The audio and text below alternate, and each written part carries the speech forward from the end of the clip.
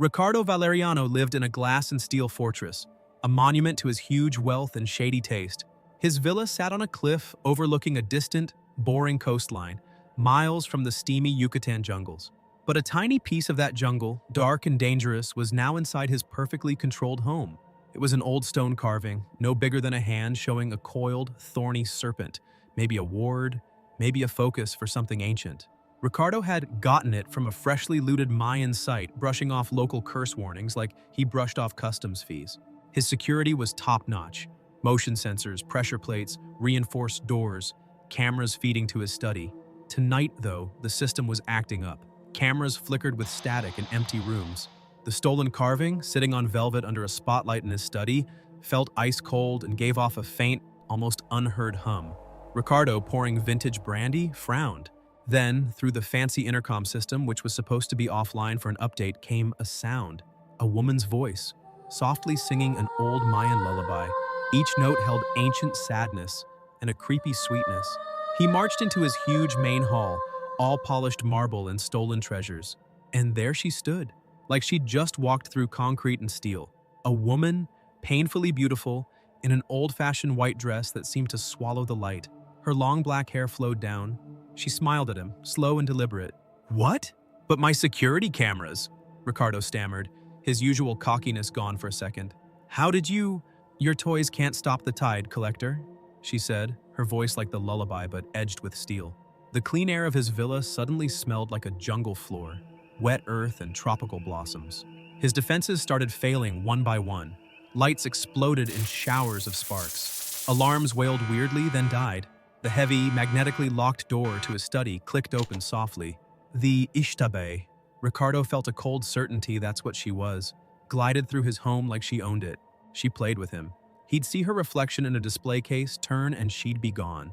A heavy Olmec head statue weighing half a ton crashed off its stand onto the marble with a boom. Deep scratches, like huge thorns had clawed it, appeared on his polished mahogany desk. He ran back to his study, the core of his tech setup, trying to call his private guards. But she was already there, standing beside the small, humming serpent carving. "You took something sacred," she said, her eyes reflecting the cold case lights like chips of ice.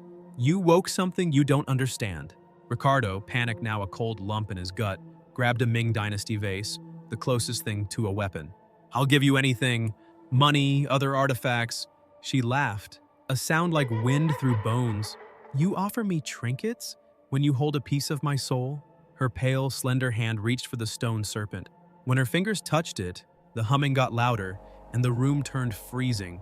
Frost crawled across the strong windows. Her true form started showing through the beauty. Her hands, when she turned back, looked gnarled, like ancient tree roots. Her shadows stretched and twisted on the wall behind her, making thorny shapes.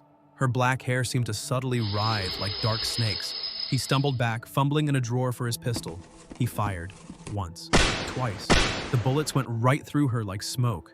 Or maybe she just dodged with impossible speed, a flicker of white. She shattered a nearby display case with a wave, priceless stuff exploding everywhere.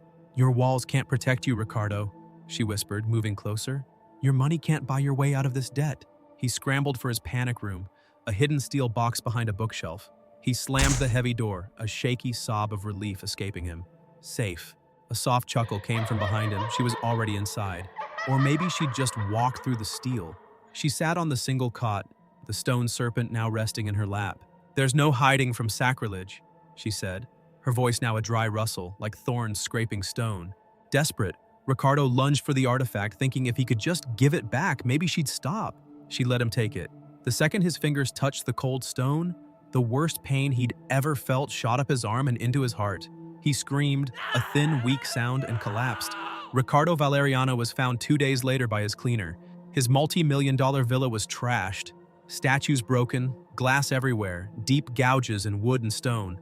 Ricardo lay in his open panic room, eyes wide with frozen terror, his skin covered in strange, thorn-like welts and scratches. The small, pre-Hispanic serpent carving sat on his chest, humming faintly. The police called it a heart attack brought on by a crazy, violent robbery, but nothing valuable was actually stolen. The ish-tah-BUY was gone. The serpent carving vanished from the evidence locker. Others whisper it made its way back to the jungle, to the looted temple it came from. A scary reminder that some treasures cost way more than gold and that no fortress, no matter how high-tech, can save you from ancient debts. The jungle remembers, and sometimes it collects. The village fiesta was loud and colorful, smelling like roasting pork and dangerously sweet ish-tah liqueur. For Luis, it was perfect. 24 and recklessly handsome, he moved through the crowd easily, leaving behind broken hearts and empty bottles. Tonight, after a lot of that strong liqueur, his cockiness was off the charts. He was bragging to a group of equally drunk friends, trying to impress Luna, a girl who watched him with a dangerous little smile. The ish-tah-BUY?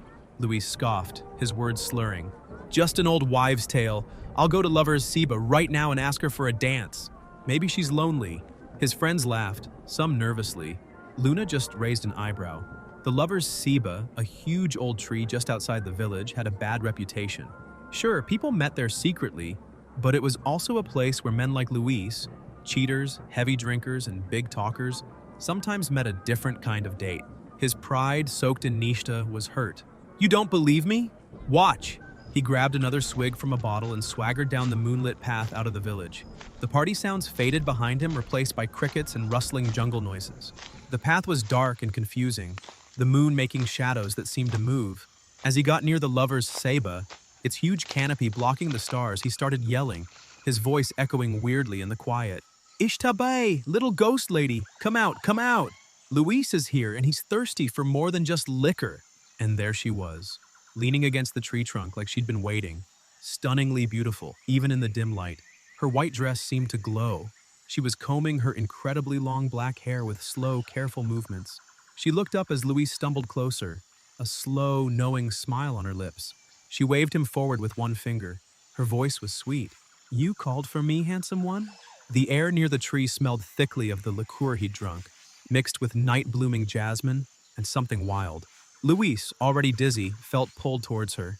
So you are real, he grinned, stumbling closer. Prettier than they say. She laughed, a low sound, and started moving, leading him playfully deeper into the shadows under the tree's big, twisted roots. He was clumsy, tripping over things he couldn't see, but he kept going, fascinated. When he finally grabbed for her, her skin was shockingly cold. Not just cool, but deep, bone-chilling cold, like touching stone in a tomb.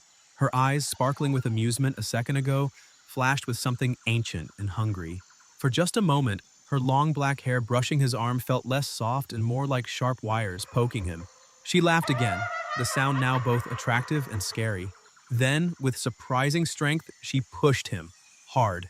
Luis, off balance and drunk, stumbled backwards and fell hard on the damp ground. When he looked up, blinking, she had changed. At first it was subtle, then it happened fast. Her dress, once pure white, now looked like it was made of thorny vines. Her fingernails grew into long, sharp claws.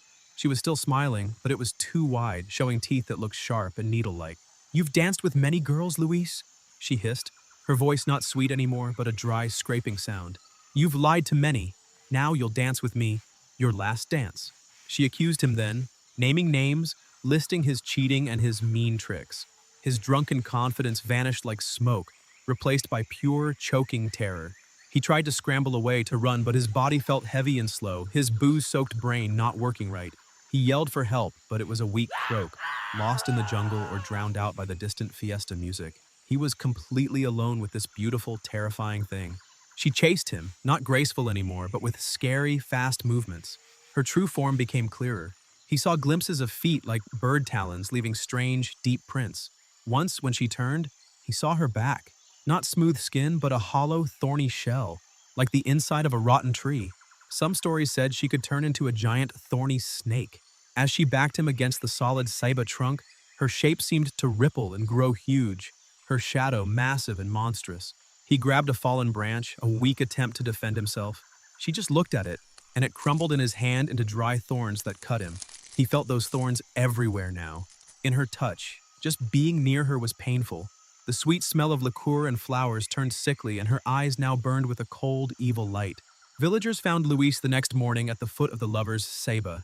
His body was wrecked, covered in 1,000 scratches and deep, thorn-like holes, like he'd fought a giant cactus. His eyes were wide, frozen in pure terror. His nice clothes were ripped to shreds. His death became another warning story, told quietly to scare reckless kids. The ish-tah-BUY, the beautiful and terrible spirit of the Ceiba, wasn't seen again. She'd just given her judgment like she always did, to those who disrespected the old ways, broke their promises, or danced too much with trouble. The lover's Ceiba stood silent, ancient, its roots deep in the earth, a reminder of dangerous desires, because some dances only end one way,